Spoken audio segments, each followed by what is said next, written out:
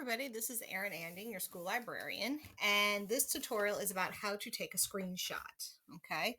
Screenshotting is something I didn't know how to do until a couple of years ago, and now I wonder what I was doing before I knew how to do it. It's one of those digital skills that once you know it, you're going to find yourself going back to it over and over and over again, okay? So definitely something you want to pay attention to, but let us begin.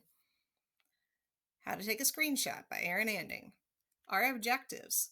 The learner will, by the end of this tutorial, be able to define what a screenshot is, compare and contrast full versus partial screenshots, and discover how to take them on Chromebooks, computers, and laptops. Notice I didn't talk about things like iPads and cell phones. Can you do it on those? Of course you can. But for the sake of time and also because of just the sheer number of things out there, I'm going to limit this to the things that you'll probably most likely be using while interacting in class. However, by all means, learn how to take a screenshot on the other devices that you use because you never know when you're going to need it. Okay, so that's a very quick little search on the internet, and I'm sure I'll read your user manual and I'm sure you'll be able to figure it out. But let's define what a screenshot is. A screenshot is an image of the content on a computer, monitor, or device. Okay, so effectively it's taking a picture, a photo of everything that's going on your desktop at any given point when you take it. Now, I'm actually taking what's called a screencast video right now, in which I'm taking a continuous video of what is going on my desktop with my audio. And if I wanted to, I'm not, just because of how much stuff I got going on the screen, but I could also be adding like a video of myself talking right here or up here. That's a screencast video. A screenshot is just the basic image, okay? Now, why would you need to take a screenshot? For a lot of you, it's because you needed an image for a project. Okay, so students like to come into the library, they might print something, they needed 2 photos. In the process, they printed a lot of pictures, then they had to cut it and resizing. When you take a screenshot, you get what you need. Okay, this is a way to save on paper printing and even on ink. Okay, so a lot of kids, they take those 6 pages to get those 2 photos. It's a waste of paper. They could have reduced down by knowing how to say which pages they wanted. But even by doing that, they're printing up that title, they're printing up the text, the stuff at the bottom. That's a waste of ink if all you needed was the photo. So by taking a screenshot, not only could you get the images you need for your project, but you'd be saving on the paper and on the ink. It's also a way to take notes. I can't tell you how many people, including myself, have been at a meeting or at a conference or a presentation and something important came up on a board, and without missing a beat, you see like 15, 16 cell phones come out, everybody takes a picture, and that's how they're documenting the presentation. I totally get it. This is how you do that when you live in the virtual world.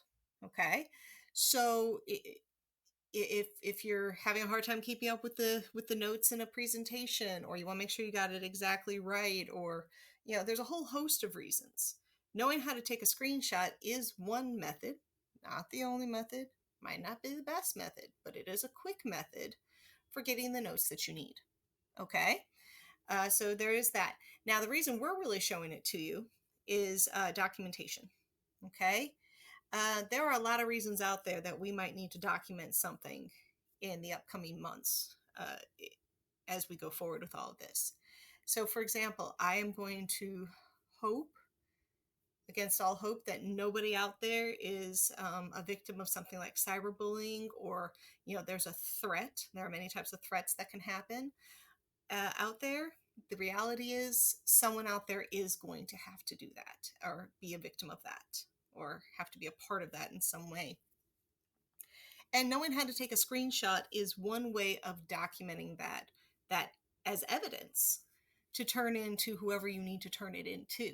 Okay, is it the only version? No. Is it a version, though, of evidence that you should be able to know how to do when you have to do it? Yes. Okay. It's also proof that you completed a task. I can't tell you how many screenshots I've taken. You paid a bill. In the end, you get the little receipt, which, usually goes to your email. But at the same time, a lot of times without thinking, I just screenshot it. So I've got not one, but 2 methods of proof that I paid the bill in case something happens later on. So think Images for projects, ways to save on printing. It is a method of note taking, and definitely if you have to document something for future reference. Okay? Now, which type of screenshot to use? There are two. There are partial screenshots and full screenshots. And the reality is that the type of screenshot you use really depends on why you are taking the screenshot. So, partial screenshots are just taking part of the screen. You just need a picture or a piece of text, okay? Now, that's best for saving paper. Um, it is note taking. Note taking really can go under both.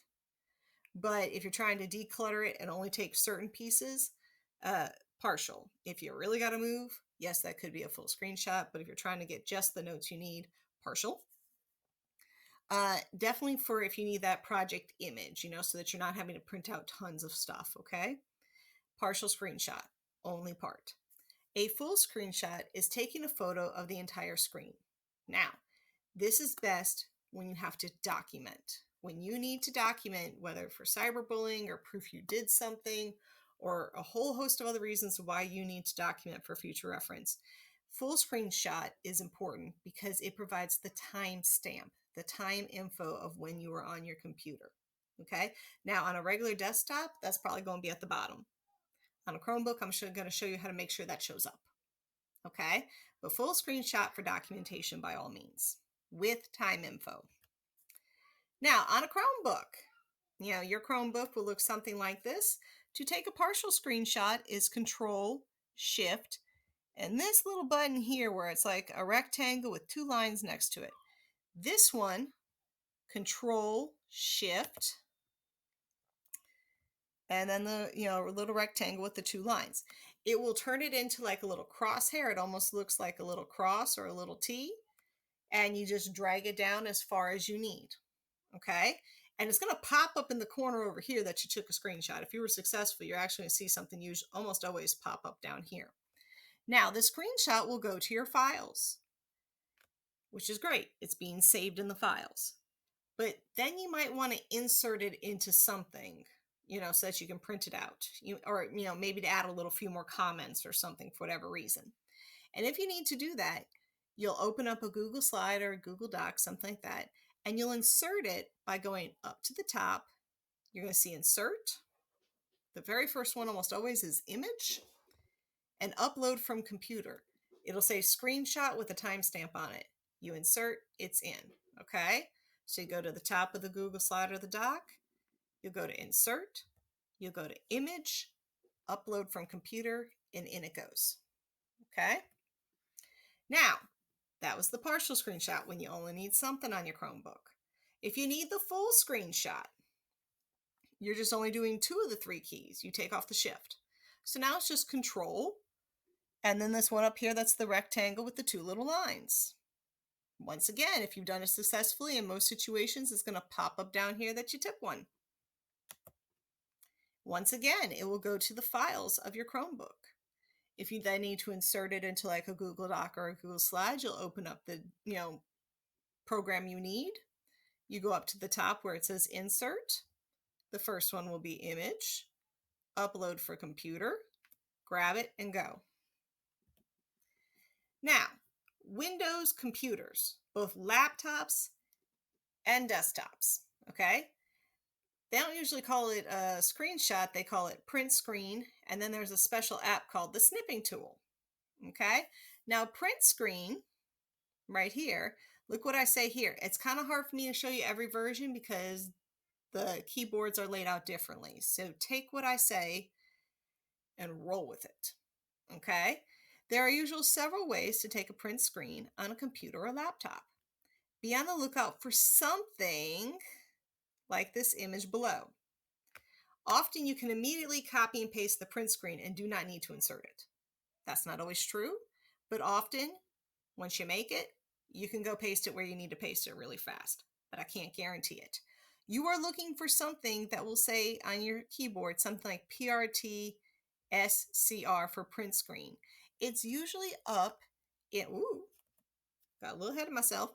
It's usually up towards the top, usually rightish corner of your keyboard, Okay, so take your right hand and go up and look towards the top of the keyboard. You will probably find something. Now, sometimes you have to press another button to make it work. Sometimes you don't. You got to play with the keyboard. Okay. Now, if you need to take a partial screenshot on a Windows PC laptop computer, you're going to use a tool called the snipping tool. Okay.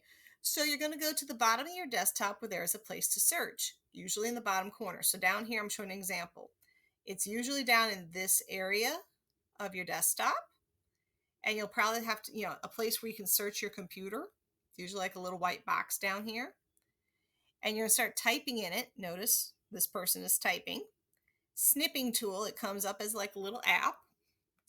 And then it's going to come up as like a little box in the middle of your screen. And you're going to tell that you want a new one. And once again, I'm going ahead of myself. Most of the time, I usually take a rectangular snip. If it's something really funky and you need to almost like cut it out yourself, you could try a freeform. There is a full screen snip right there. If you want a full screen, you could use that in most situations. When you use the snipping tool, you'll take the screenshot. You're going to save it most likely, and then you'll have to insert it into the document in a similar method to what I said with the Chromebook. You'll have to find the insert part of the program you're using and then get it from the computer. Now, Mac computers. I'm going to fully acknowledge I don't use Macs at all, so I don't really know what I'm talking about, which is why I'm going to go to the source.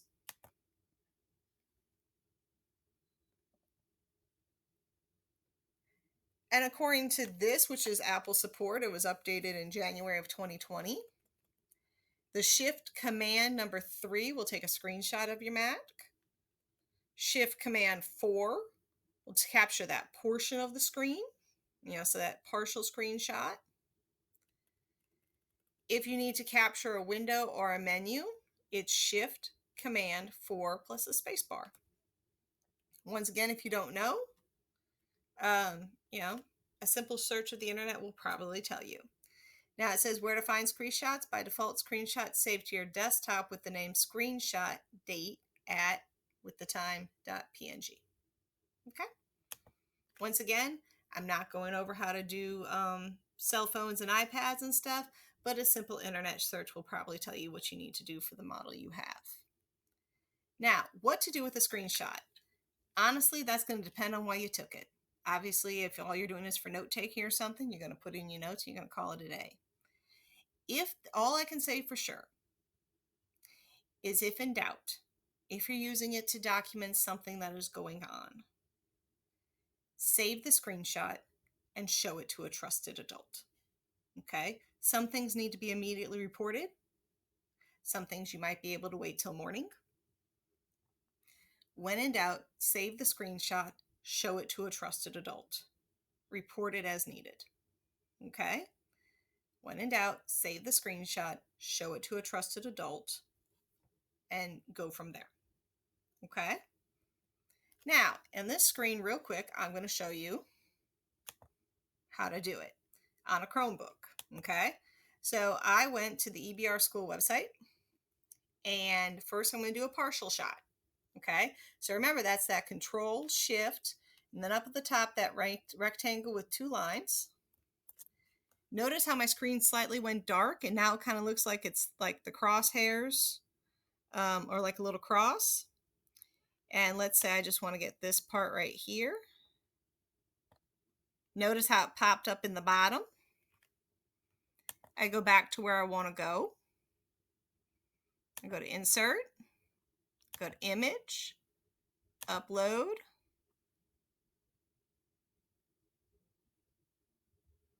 It's the first one. Notice how many screenshots I've taken today alone. I insert. Okay, and then I do what I need to do as far as inserting it, moving it, whatever. Okay, now let's talk about a full screenshot. I go back to the same image. Now in this situation, perhaps there's something I want to document with a timestamp. Okay, now if I was on a desktop computer, there's probably the time sitting right down here. I'm on a Chromebook though, so to help that come up, I move my cursor down And notice how now it's giving me a time of 6 o'clock, which is great, but it doesn't give me the date. 6 is helpful, but it's not the date. In that case, I'm going to click, and notice now I got Saturday, July 18th and 6 p.m. Maybe I clear all this so I keep up what I need. This time I just do Control and the rectangle. It takes that. Notice that screen time is right there. I come back, I insert, image, not text box, image, upload,